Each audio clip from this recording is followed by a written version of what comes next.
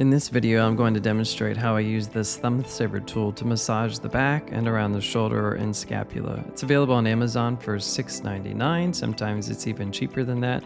So it's a very affordable tool. I love the ergonomic design. I love how your hand can easily wrap around it and get a really good grip so that you feel like you have maximum control while you're working.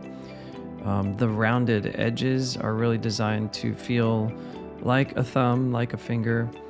And as you can see, I use this tool in various ways. I like having a 2-thumb support. It just makes me feel like I have optimum control.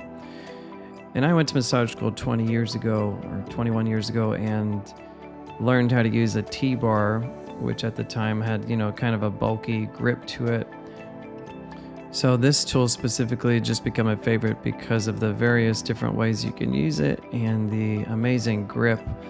As you can see, I'm using the bottom side here, which also has a pointed end around the rhomboid area in between that scapula area that can get so tight for a lot of people.